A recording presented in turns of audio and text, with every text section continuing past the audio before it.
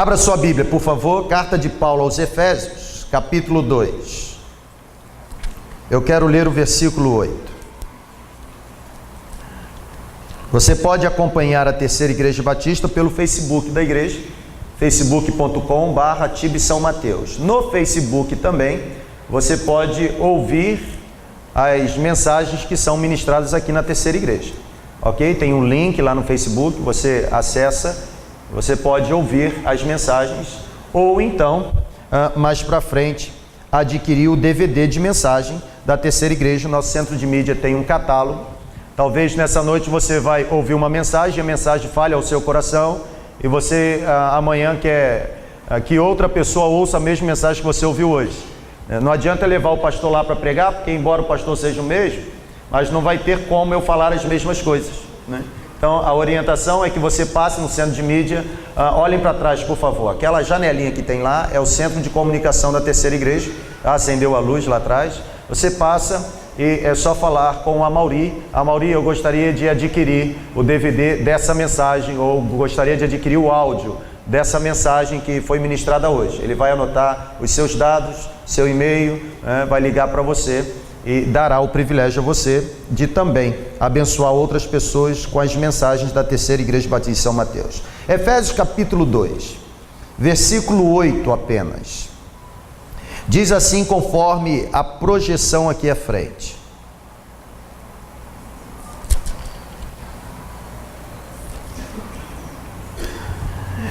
vocês são salvos pela graça, por meio da fé, e isto não vem de vocês, é dom de Deus. Vocês podem ler, por favor? Vamos lá? 1, 2, 3 e já. Vocês são salvos pela graça, por meio da fé, e isto não vem de vocês, é dom de Deus. Quando nós olhamos para a nossa realidade enquanto pessoa e realidade enquanto sociedade, quando temos uma visão global, uma cosmovisão, a visão do mundo, a gente chega a uma conclusão. Ao olharmos para a nossa realidade, fica muito visível aos nossos olhos algumas características do mundo que nós estamos vivendo. A gente pensa que conhece o cenário em que estamos inseridos, mas não conhece. Quando a gente olha para o nosso redor, a gente percebe que o mundo em que vivemos é um mundo marcado por guerras, não é verdade, gente? É um mundo marcado por violência. Eu venho do Rio de Janeiro. Eu tenho 1 ano e meio em São Mateus. E esses dias eu estava no banco e ouvindo alguém dizer que São Mateus está parecendo o Rio de Janeiro. Eu me senti ofendido. Porque Rio de Janeiro é muito calmo. Mas essa é a sensação hoje que está permeando o coração de alguns em São Mateus. E não é porque é São Mateus, é porque São Mateus está inserido nessa sociedade. Nesse mundo, o mundo marcado por violência, o mundo marcado por guerra, o mundo marcado por opressão econômica, o mundo marcado por disputas, o mundo marcado por lutas religiosas. Nós vivemos, meus irmãos, num mundo marcado por processos, por desmoronamento completo dos valores da família. Nós vivemos num mundo marcado por desgraças. Aliás, é tanta desgraça no mundo que a gente vive, que eu chego à conclusão que nesse mundo de desgraça, esse mundo precisa urgentemente ser inundado pela verdadeira graça. O texto, o apóstolo Paulo escreve e diz: olha, é pela graça que vocês são salvos. E essa graça, o caminho para alcançá-la é a fé. E essa fé não vem de vocês, é um dom de Deus. Aliás, o verso 9 completa dizendo: não vem das obras, para que você não se glorie, ou seja, para que você não ache que existe uma meritocracia, que em você existe algum merecimento de receber algum favor de Deus. Eu queria lembrar você o seguinte: você hoje veio a uma igreja liberta. Nós aqui não temos pretensão nenhuma de dizer para você aquilo que nós não somos. Aliás, a única pretensão que temos é de ser usado por Deus para corrigir alguns equívocos que talvez você tenha na sua mente acerca de igreja. Porque existem pessoas que acham que igreja é lugar de pessoas perfeitas.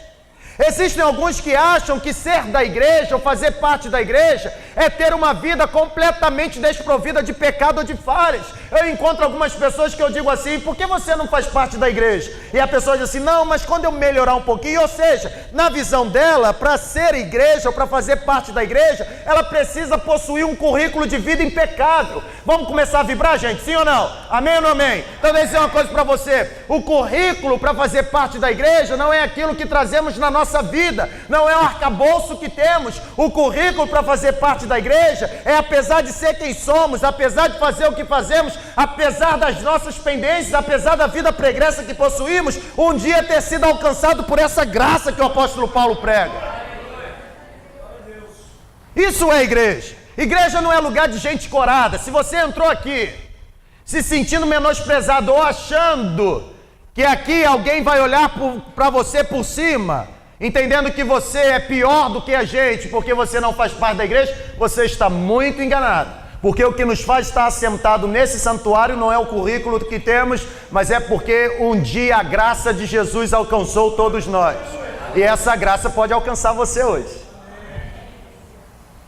Num mundo marcado por tanta desgraça, nada melhor do que receber a verdadeira graça. Eu gosto muito de ler. É uma compulsão que eu tenho. A minha esposa tem uma outra compulsão. A minha compulsão é ler. A compulsão dela é estourar limite do cartão de crédito. Ela não está aqui, eu quero pedir aos irmãos que orem. A Aline ficou com crise em casa. A Aline está com um problema sério de infecção urinária e os irmãos precisam orar por ela. O telefone está ali ligado. Se ela precisar de alguma coisa, eu coloco o seminarista aqui e saio para lá para socorrer minha esposa. Ué, pastor, mas o senhor vai parar o sermão para socorrer sua esposa? Óbvio, porque o dia que a minha família for destruída, como é que eu vou continuar o meu ministério? Então, orem por ela. Eu preciso chegar, ou eu penso que eu deva chegar até o final desse sermão. Então, orem para que o telefone não toque. Amém, gente? Amém. Eu sou compulsivo por leitura. E eu tenho alguns livros. E são poucos livros. Eu tenho uma biblioteca pequena de aproximadamente hoje uns 2.872 livros. Estão faltando alguns, que alguns de vocês foram lá, pegaram emprestado e não devolveram. Devolvam. Mas é interessante que eu preparava o sermão, eu fui lá e comecei a ver os livros. Eu falei assim: eu preciso consultar um livro sobre a graça. Irmãos, que coisa interessante. Eu achei uma porção de livro, como tirar o homem do fundo do poço, como fazer com que a pessoa toque o coração de Deus, mas eu achei raríssimos, poucos livros falando sobre a graça. Interessante. Sabe por quê? Porque a graça hoje é uma palavra poderosa que se perdeu no nosso dicionário. E é por conta disso que hoje a gente vive num mundo de desgraça. E eu digo isso com convicção. Nós precisamos urgentemente que a graça de Deus inunde o nosso coração. Amém, gente? Sabe por quê? Porque a graça de Deus é o melhor presente que o cristianismo entregou ao mundo.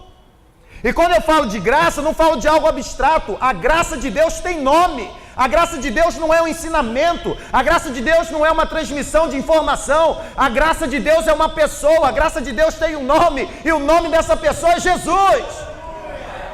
A graça de Deus é o melhor presente que o cristianismo entregou ao mundo. Porque a graça de Deus é maior do que a vingança. Diga glória a Deus. A graça de Deus é maior que o racismo. A graça de Deus é maior do que o ódio. A graça de Deus supera o rancor. A graça de Deus limpa o coração. O que as pessoas realmente buscam e precisam não é ter um carro novo. O que as pessoas realmente buscam e precisam não é adquirir sucesso na vida. O que as pessoas realmente buscam e precisam, embora algumas não saibam, é urgentemente ser encontradas por essa graça de Deus. O problema é que só existe um lugar onde você encontra a graça. E esse lugar se chama Igreja do Senhor Jesus. Em nenhum outro lugar você encontra a graça. E aí entra uma questão. Essas pessoas que estão vivendo num mundo de desgraça, como elas têm necessidade de encontrar a graça, elas procuram a igreja, local da graça. Porém, em muitos momentos, quando procuram a graça na igreja, o que elas encontram na igreja é uma tremenda vergonha. Não é verdade, gente? Encontra vergonha, encontra uma ameaça do castigo, encontra um sentimento de julgamento. Ontem nós já falávamos até isso no seminário. E o pregador no final da celebração, porque tem pregador que acha que a mensagem só é boa quando a frente fica lotada de gente. Se não vier ninguém à frente, a concepção dele é que a mensagem não presta. Irmãos, a mensagem não vem do homem, vem de Deus. E tudo que vem de Deus é muito bom. E aí tem uns que com essa loucura começa: você que entrou aqui angustiado, vem à frente. Aí não vem ninguém. Agora eu quero falar para você que está com dor de cabeça, vem à frente. Ninguém está com dor de cabeça, todo mundo tomou Doril antes de sair de casa. Aí o cara começa a entrar dizendo o seguinte: olha, cuidado, porque você pode passar, e aí o carro vai vir, e se passar por cima da sua cabeça, esmagar e morrer, você vai amanhecer no inferno. Que coisa louca, irmãos. O povo está procurando a graça, mas às vezes encontra uma palavra de castigo, de ameaça. A igreja é local de encontrar a graça de Jesus. Graça. Graça. Lamento que em muitos momentos, ao procurarem a graça na igreja, o que com frequência as pessoas encontram é a não graça ou a desgraça. Philip Yancey, o grande jornalista e escritor norte-americano, ele escreve um livro chamado Maravilhosa Graça. Eu oriento os irmãos a lerem.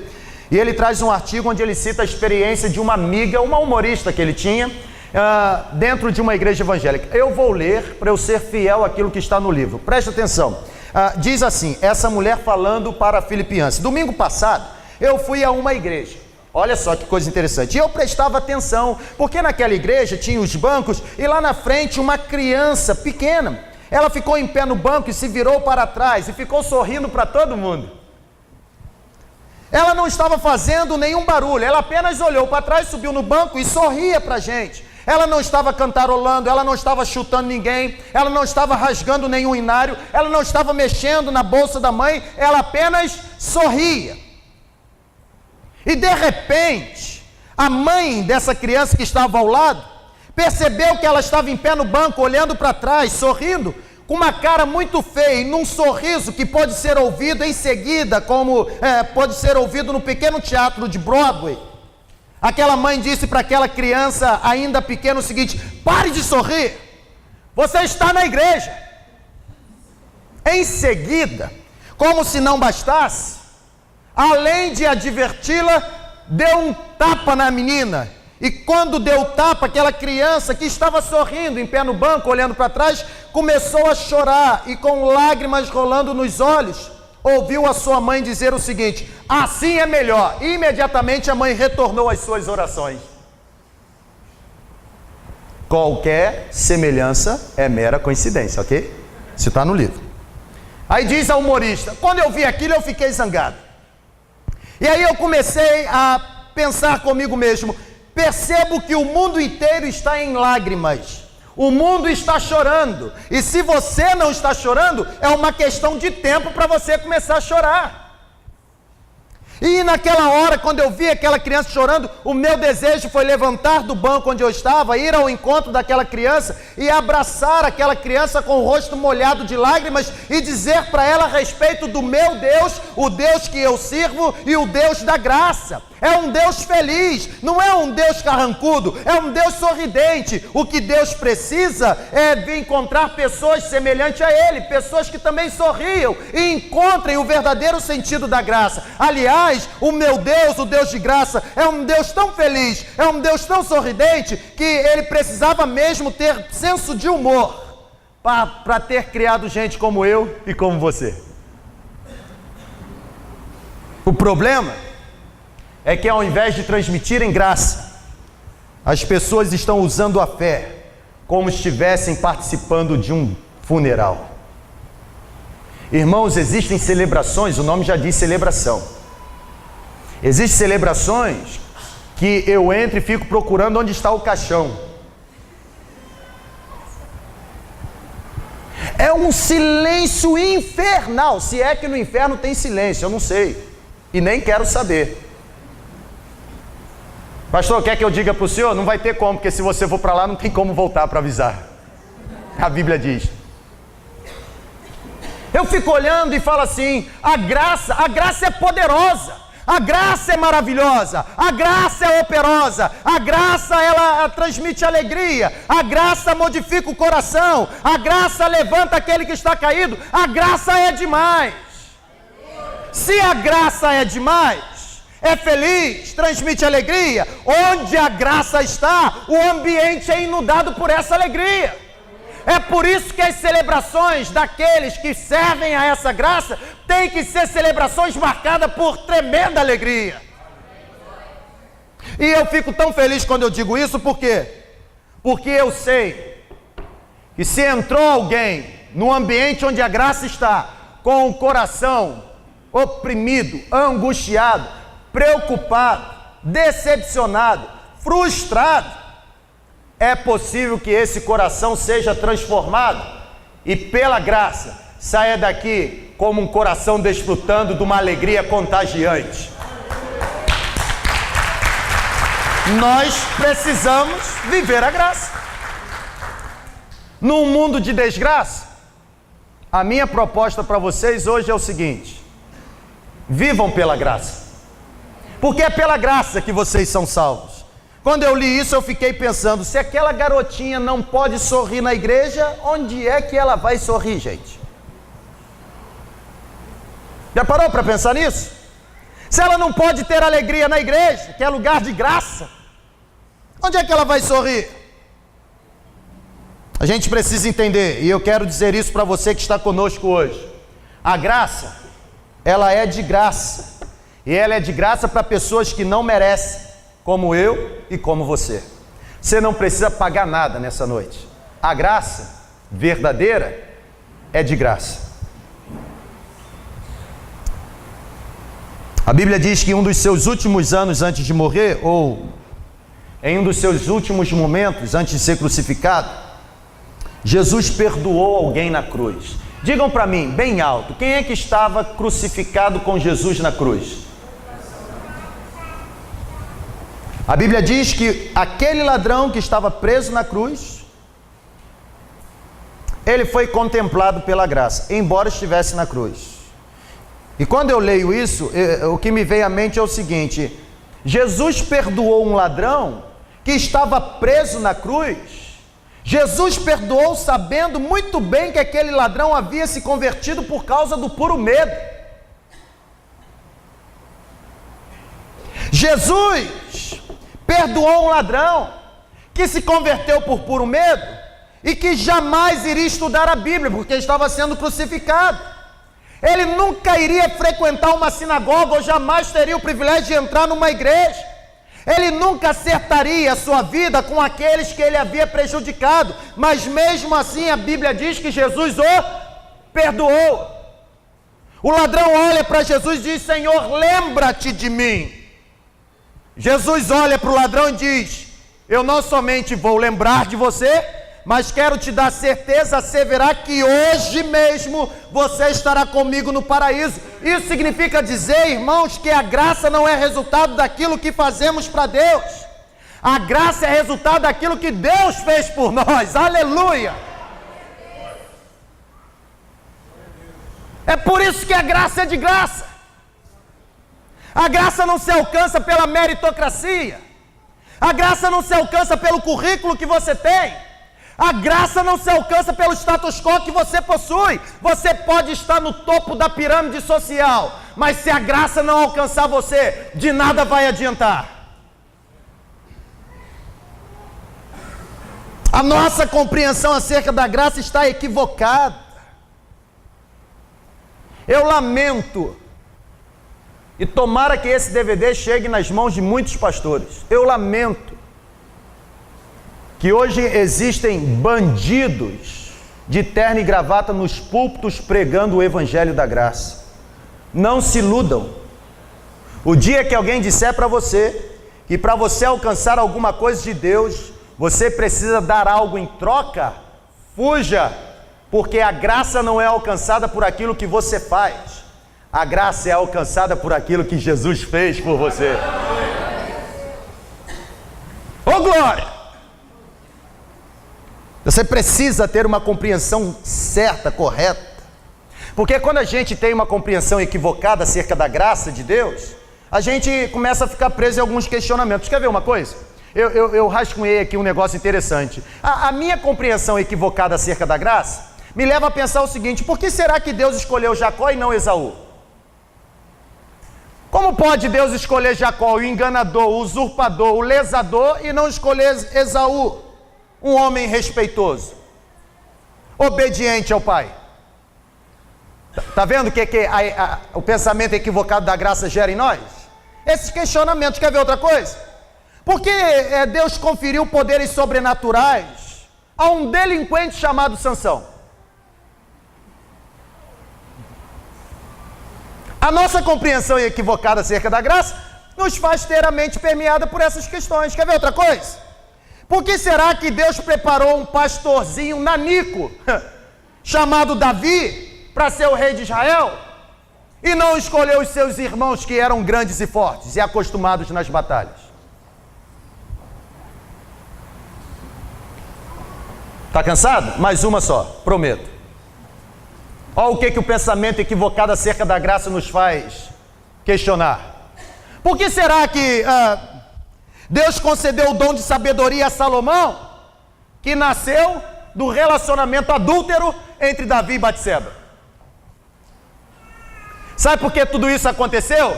Porque graça não tem a ver com currículo humano, graça tem a ver com um dom divino. Aleluia! Se você pensa que no reino de Deus você vai alcançar ou conquistar alguma coisa mediante aquilo que você produz, lembre-se de que Deus está muito mais interessado no seu coração do que no seu trabalho. Antes de receber as obras de suas mãos, o que Deus deseja receber nessa noite é a devoção sincera da sua alma e do seu coração. Você precisa aprender que Deus não concede salários, irmãos. Deus concede dons. Você precisa aprender isso. O pagamento não é feito em salários. O pagamento é feito em dons. Nenhum de nós recebe pagamento de acordo com o mérito que possui. Sabe por que eu digo isso? Presta atenção. Nenhum de nós recebe de Deus o pagamento pelo mérito que possuímos. Sabe por quê? Porque se Deus fosse nos retribuir conforme o nosso mérito, nós não atendemos às exigências de uma vida perfeita para com Deus. Logo, a justiça de Deus faria com que eu e você, pelos nossos méritos, fôssemos conduzidos ao inferno. O que nos livra do inferno não é a vida piedosa que temos. O que nos livra do inferno é o sacrifício da cruz do Calvário que foi feito em meu e em seu lugar. Eu quero fazer 2 apontamentos para encerrar. Primeiro apontamento: a graça absolve qualquer pessoa da pena do crime que cometeu. Irmãos, quando eu digo isso, meu coração explode. Tem algum criminoso aqui nessa noite? Aqui está o primeiro. Tem algum aqui?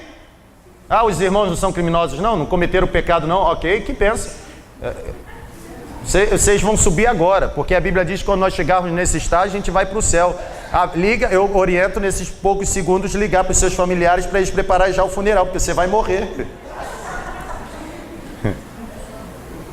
Todos nós, irmãos, somos criminosos. Que isso, pastor? Eu vou na igreja receber uma palavra de paz e o senhor me chama de criminoso na minha cara? Não sou eu que estou dizendo, é a Bíblia. Criminoso em que sentido? Não é no sentido de você ter colocado uma HK-47 no peito, ok? E ter estourado a cabeça de alguém. Não é isso não. Em relação a Deus, nós somos criminosos porque o tempo todo nós fazemos aquilo que agride o coração de Deus. Nós somos pecadores. Aliás, a Bíblia diz que se alguém disser que não tem pecado, já está cometendo pecado. Nós somos pecadores. Será que você poderia assumir isso nessa noite, que você é um pecador? Quantos podem assumir? Levanta a mão, por favor. Que bênção, agora eu estou feliz. Senhor, obrigado. Eu não vou ficar sozinho nesse santuário. Todos nós somos pecadores. O pecado nos aprisiona. O pecado aprisiona você. Aliás, diga aí para quem está do teu lado, o pecado te aprisiona. Diga para ele, você está preso. O pecado te aprisiona. Olha para cá, deixa eu dizer uma coisa para você. O pecado trancou você atrás das grades. Que grades, pastor? O pecado trancou você atrás das grades da culpa. O pecado trancou você atrás das grades da vergonha, da decepção, do medo. O pecado acorrentou você ao muro da miséria. Você está aprisionado, assim como eu estive aprisionado. E o único modo que você tem de se ver livre da prisão do pecado, não é subornando o soldado, não. O único modo que você tem de se ver livre da punição do pecado ou da prisão do pecado, é alguém cumprindo a penalidade por você. E a Bíblia diz que a pena do pecado, o pecado tem que ser pago com morte. Ok?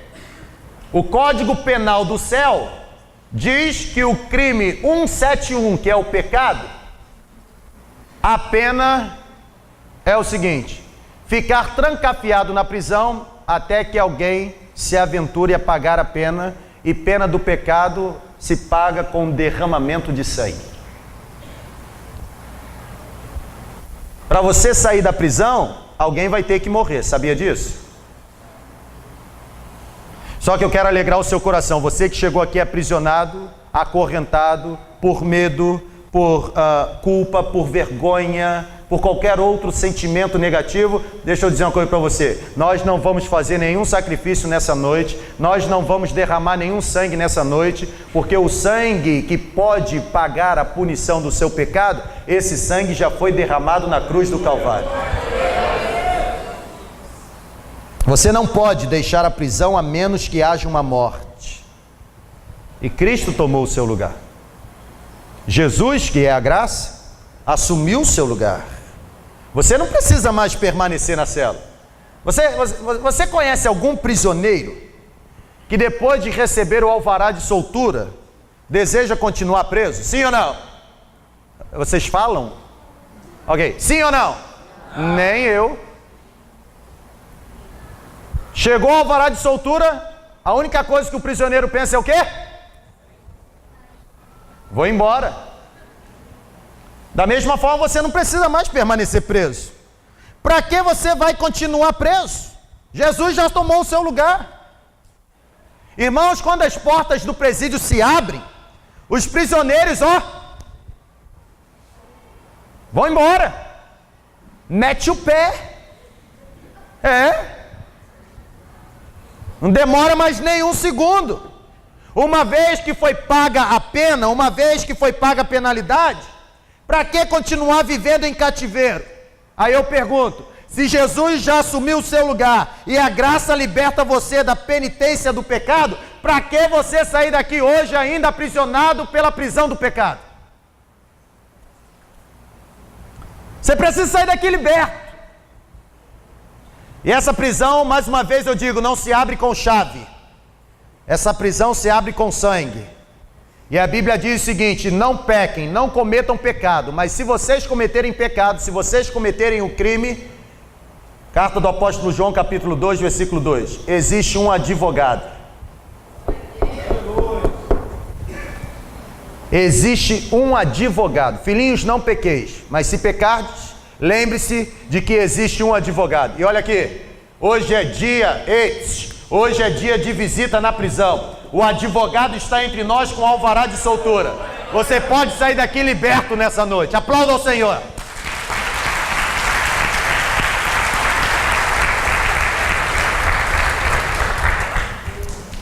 Algum tempo atrás eu li uma história interessante. A história contava acerca do menino e de sua irmã. Esse menino era um menino muito espoleta. Será que você conhece alguém assim? Quando você pensa que ele está aqui, ele já está lá. Aí esse garoto ganhou, lá no Rio de Janeiro a gente chama tiradeira. Aqui é o quê? Qual o nome daquele negócio? Estilingue, ok? E aí ele começa a usar, a manusear aquele negócio que ele ganhou. Aí diz a história que ele coloca um alvo e ele não consegue acertar o alvo por nada. Aí ele fica triste. Nisso que ele fica triste, cabisbaixo, decepcionado, frustrado, Ele se vira e vai embora. Nisso que ele está indo embora, adivinha o que passa na frente dele? O pato da vovó. Ele pega no impulso o estilingue, mira no pato, na cabeça do pato. Matei o pato da vovó. Aí diz a história que ele corre, pega o pato e leva o pato e coloca no meio da lenha para esconder. Aí ele esconde direitinho e quando ele olha, a irmãzinha dele está assim.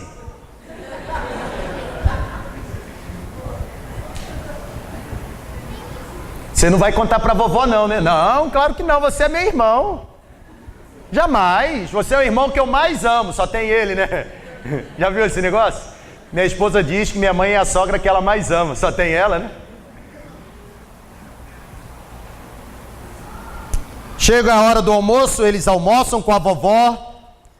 E quando termina o almoço, a vovó vira para a netinha e diz assim: minha filha, você ajuda a vovó hoje com a louça? Porção de louça na pia.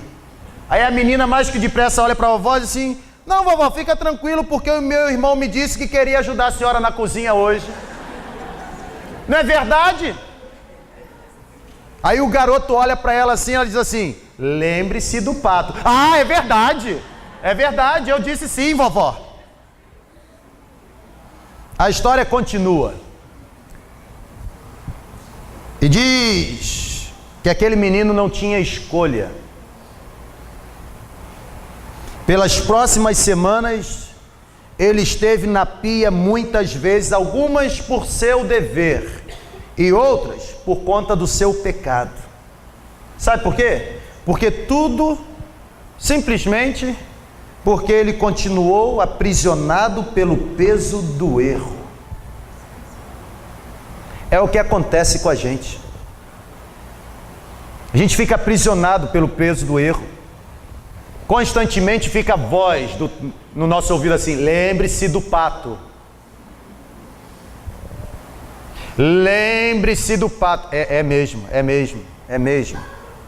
Enquanto você pensar assim, olha para cá, você vai continuar aprisionado pelo peso do erro. Se você entrou aqui, vamos vibrar, se você entrou aqui carregando um fardo pesado, se você entrou aqui aprisionado pelo peso do erro, se você entrou aqui sendo chantageado por alguém, porque sabe do seu erro e fica manipulando você para que o seu erro não seja descoberto, se você entrou aqui aprisionado e essa prisão é provocada pelos erros que você já cometeu, erros que têm levado você a se tornar refém das chantagens de outras pessoas, se você confessar o seu erro hoje aqui para Deus, a graça de Deus virá até você, irá libertar você da prisão, do pecado, do peso do erro, e a graça vai proporcionar para você a oportunidade de iniciar uma nova página de vida. Eu creio assim. A graça liberta, meus irmãos. A graça liberta. A graça dá oportunidade para mim e para você de começar uma nova vida. A graça nos dá a oportunidade de iniciar novamente. Venha rápido para a graça de Deus hoje. Segundo lugar, seminaristas de plantão, para terminar. Eu digo isso porque ontem no seminário foi lecionada uma disciplina chamada comunicação, que antigamente era chamada de homilética. São 3 disciplinas interessantes que se relacionam numa cadeira teológica. Exegese, hermenêutica e homilética. O que é a exegese? Exegese é a arte, a ciência de pegar o texto bíblico e analisar pormenores, ok? Encontrar o texto, estudar minuciosamente. Isso é uma exegese, uma análise. A hermenêutica é a arte, a ciência de interpretar o texto, interpretar corretamente. E a homilética é a ciência, a arte de comunicar corretamente a palavra. E ontem tinha essa aula de homilética. E eu dizia para eles o seguinte: quando vocês estiverem pregando, e quando vocês falarem assim para o pessoal, para terminar, termine. Porque se você não terminar, o povo não vai querer saber de outra coisa senão ouvir o ponto final. Então eu estou dizendo, para terminar, e vou terminar. Só não sei que hora, estou brincando, vou terminar. A graça liberta você, mas num segundo momento, a graça torna você uma pessoa melhor. Você pode dizer glória a Deus por isso? Glória a Deus. A graça torna você uma pessoa melhor. Eu quero concluir comunicando, compartilhando com você uma experiência minha. Na maior parte da minha vida eu sempre fui um pouco relaxado. Eu me lembro que em 6 meses de casado eu briguei mais com a Aline do que em todo o tempo de namoro e noivado. Porque eu era meio relaxado mesmo. Na maior parte da minha vida eu era meio lento. Lento aqui é lerdo, né? No Rio de Janeiro não é lerdo, não é lento não. Você não pode falar lerdo no Rio de Janeiro não. Já pensou encontrando Vitor Belfort e dizendo para ele: você é lento, hein? Pô, você é lerdo, hein? Ele não vai entender que é lento. Ele vai entender outra coisa. Então, não fale essa palavra no Rio de Janeiro, não. Eu era lento. No idioma aqui capixabês, eu era lerdo. Ok? Eu era lento. Por que eu digo isso? Porque eu pensava assim, vamos ver se você é que nem eu. Eu pensava assim, para que eu vou arrumar a cama? Se logo mais eu vou deitar novamente para dormir.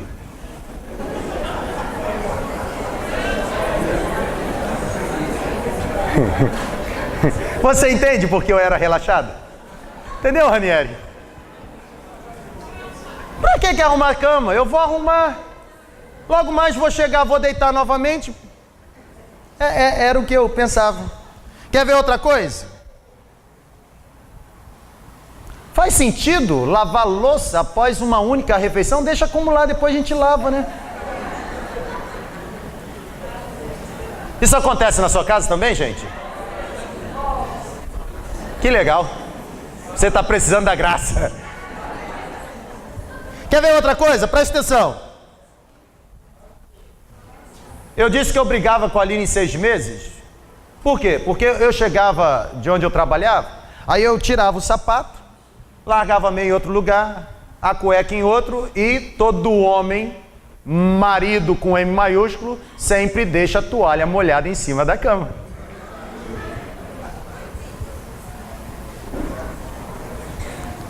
Eu ficava pensando o seguinte: a Aline fica falando, você tem que guardar sua roupa, você tem que colocar no cabide. Aí eu começava a pensar, não seria mais fácil deixar as roupas no chão, ao lado da cama? Porque quando acordasse, elas já estariam ali, era só se levantar e vestir. É verdade? Não é que botar no cabide, gente. Eu pensava assim, eu era relaxado. Outra coisa interessante, qual vantagem tem de colocar a tampa no tubo da pasta de dente à noite, se de manhã você vai ter que removê-la novamente? Por que não deixa logo estampado?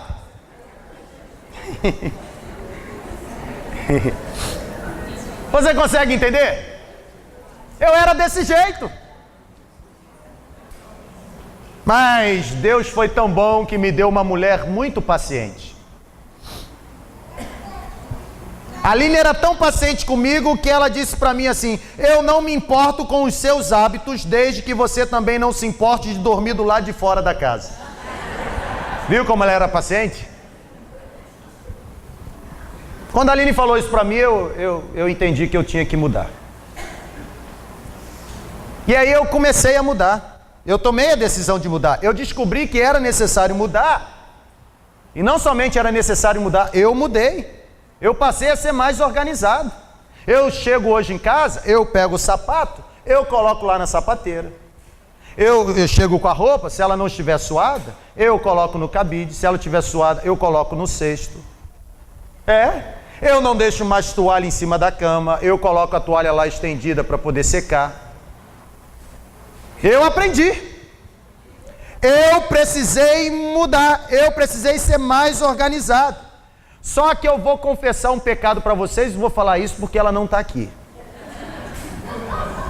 De quando em vez, chega a hora da verdade. Que hora da verdade, pastor?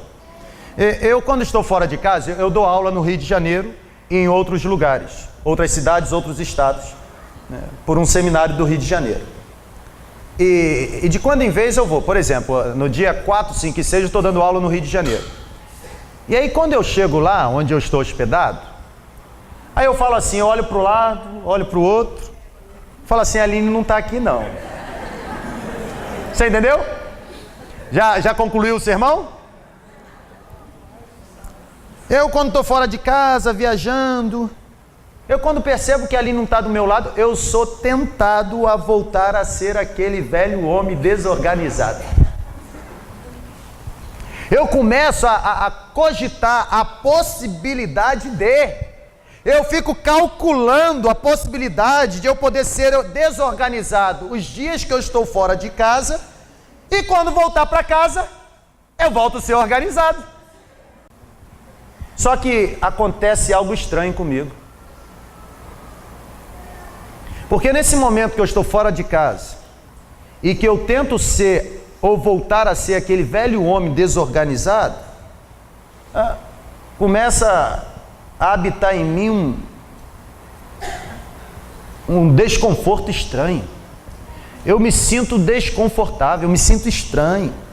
Eu não consigo mais conviver com a cama desarrumada, irmãos.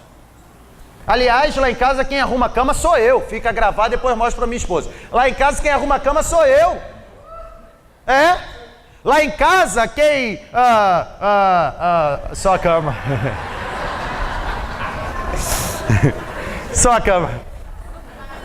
Mas eu não consigo mais viver desorganizado. Eu não consigo mais olhar. Eu posso estar no hotel, mas eu tenho que pegar o meu sapato, o meu chinelo, colocar lá no local reservado. Eu não consigo. Engraçado, a Aline não está mais ali. Quem provocou em mim a mudança foi a Aline. Mas a Aline não está mais ali. Eu tento voltar a ser o velho homem, mas eu não consigo. Eu tento ser desorganizado, eu não aguento mais ver roupa no chão. Eu não consigo ver saco de batata frita no chão. Eu não consigo mais viver desorganizado. Eu passo, vejo alguma coisa, eu abaixo, eu pego, eu coloco no lugar. O que será que aconteceu comigo? Simples. O que aconteceu é que eu fui exposto a um critério superior. O que eu quero dizer com isso? É justamente isso que acontece com você quando você se rende à graça de Jesus. Jesus age em você, as coisas mudam, a graça muda a sua vida. A graça transforma você. Eu precisei ser transformado. Eu dei um exemplo simplista, simplório, de uma mania que eu tinha. Mas quando a gente traz para a nossa vida aqueles velhos hábitos que você tinha, a graça é capaz de mudar a afeição da sua mente. A graça começa a agir em você, a graça muda o seu jeito de ser, a graça muda a sua maneira de viver, a graça muda a sua forma de pensar, a graça muda a forma de falar, a graça muda a sua forma de andar, a graça age em você.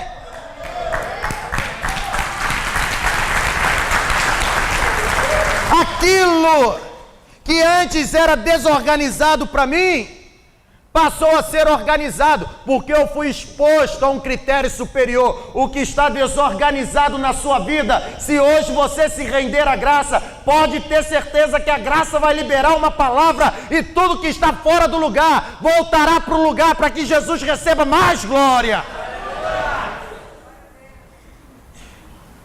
Ah, meus irmãos, nós precisamos nos render à graça. Jesus coloca a nossa casa em ordem. Jesus transforma a nossa vida. A gente passa a ser uma pessoa melhor. Deixa eu dizer aqui uma coisa para você. Jean, meu filho. Quando você se rende à graça, preste atenção.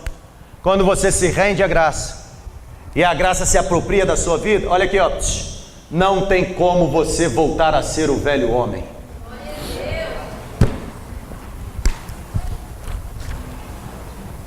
Pastor, mas eu não consigo mudar esse meu jeito.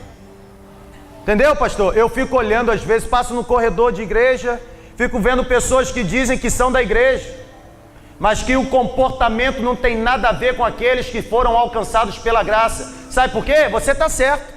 Você diz assim, pastor, eu não consigo mudar meu jeito. Esse é o problema, é que você quer mudar o seu jeito. Se renda, abaixe as armas, declare a sua falência e deixe a graça mudar para ver se não vai mudar. A graça muda você. Portanto, olha aqui, graça não se compra, graça se recebe. A graça é de graça. A graça não precisa ser paga com dinheiro e com sacrifício. A graça livra você de qualquer prisão. Não há porta de prisão que possa suportar o poder da graça. E a graça transforma você numa pessoa melhor.